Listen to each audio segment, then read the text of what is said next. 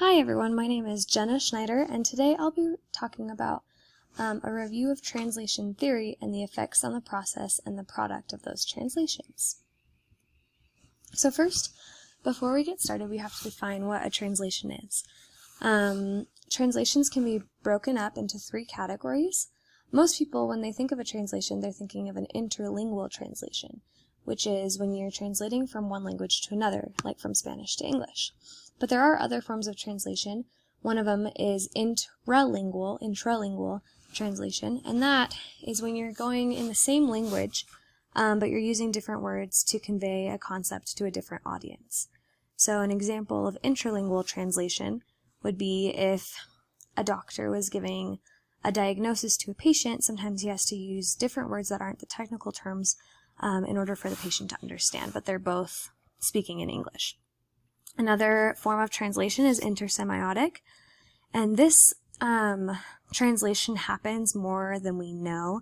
It's when we use signs to represent different words or concept in a language, and so within different cultures, different signs can mean different things. So today, like I said, we'll be focusing on interlingual translation, which is in two different languages, and this presentation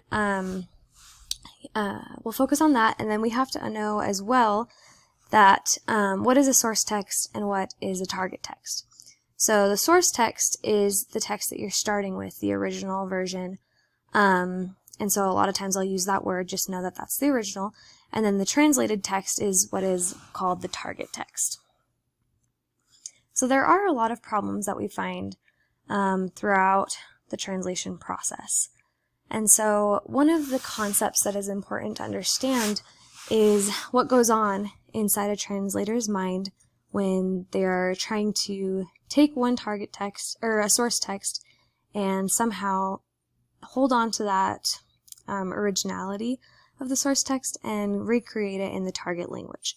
And so this is described as translation pandemonium, which is when your mind is considering all of these different things, and I like the way that they described it when they said word demons. And so this means that there are certain problems that are arising in your brain every time you see a word. One problem or demon would be an imagined source author demon. So it's trying to figure out, okay, what did the author mean when he used this word?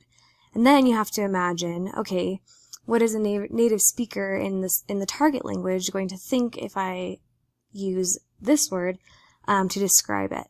And then there, of course, are these lexicon demons that start to arise where you have to specify, like in the Spanish language, for example, there are so many different countries that use different terminology and different slang, and so you have to think of how the native speaker is going to interpret what you are writing. So all of these compete at the same time in a translator's mind, creating what we call a pandemonium. This is why translation theory is so important, to give translators a guide to know why they're making the decisions that they are, and if they do, how their product translation will turn out. So there are a lot of different theories of translation. Today we're going to talk about three, starting with one of the oldest ones, which was presented by Anthony Pym. Anthony Pym believed that in a translation theory called the invisibility theory, and this means that the translator should not be recognized in a translation, that basically the translation should read exactly how an original would. And this is very common, especially in the United States and Great Britain, so in all English-speaking language or countries. English speakers want to read a text and they want it to flow in the way that they're used to, with their own cultural references, and they generally think that a translation, the best type of translation, is one where you can't tell that it is a translation. Anthony Pym uses the phrase, the translator should be a nobody in particular.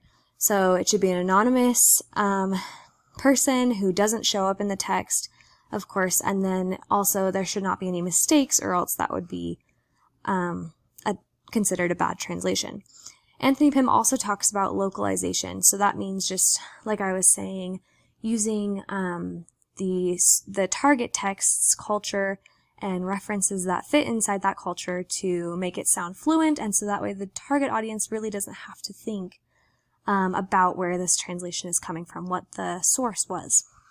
And so that's why readers usually don't recognize translations, because most translations today use this theory of invisibility.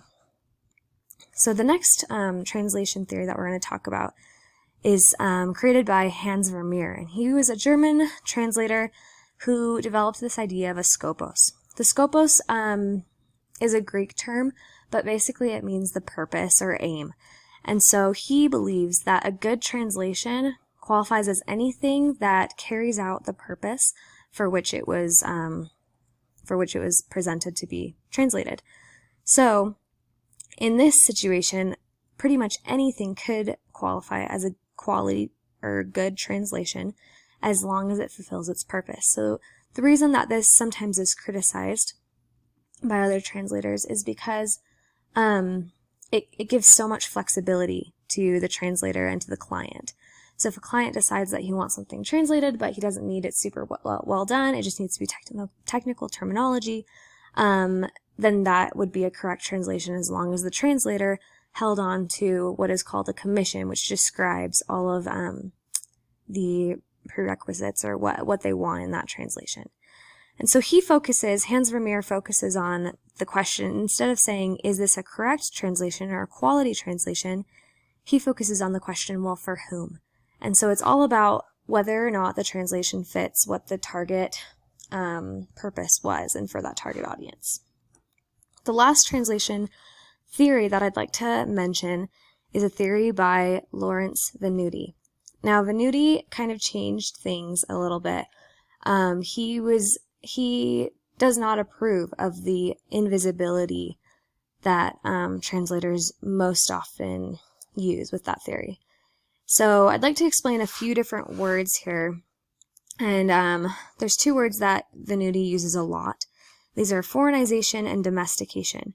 And so the domestication system is when the author, when the translator takes a piece and he brings basically the author, so the source text, to the reader in the target text. So by bring them over, I mean he takes all of the references and all of the ideas and the content and makes it so that it is most comfortable for the reader to understand. So he translates everything. There's nothing left in domestication. And all of the references have to be kind of recreated and localized, is what Anthony Pym would say, so that the reader can understand perfectly. Whereas in his opinion, in Venuti's opinion, translators should focus more on foreignization. And that means taking the reader and basically holding them by the hand and submersing them into the culture of the source text, which is what the author wrote. And so this is kind of a scale. You can't do one completely without the other. But Venuti emphasizes in his theory that it is so important to take the reader and put them into a source text and just make sure that the translation is very visible. Ways that this could happen is when a translation is taking place, a lot of times they will use certain keywords that they keep in the source language, such as like the word for grandmother, if there is a dialogue going on. Well, in Spanish, let's say we're going Spanish to English, they would keep the word abuela just to kind of show readers what culture this is all coming from and what language as well. So Venuti, I really liked one of his quotes that he talked about in his book, and he said, "Foreignizing translation in English can be a form of resistance against the ethnocentrism and racism, cultural narcissism, and imperialism in the interests of democratic geopolitical relations." So that's kind of a long quote, but basically he is just saying that it can help, especially English speakers, and he focuses on the United States and Great Britain, but it will help Americans and the English to focus on the translations as being from other cultures and be more open-minded. Okay, and so it's important to talk about how translation theory affects the product, and that is pretty evident in each theory. But the use of every translation theory will give the translator a direction. So if they're focused on the way that they're doing and making their decisions, it will provide a model for them of what their translation product will look like. Translators can use combinations of theories, and it's pretty much always going to happen that way. You can't just only do one. You'll always use a combination of a few different theories, but it's easier that way to know what your translation is going to look like, what your target audience is wanting, and be able to produce a quality translation. Thank you guys so much for listening today. Like I said, my name is Jenna Schneider, and thank you so much for your time.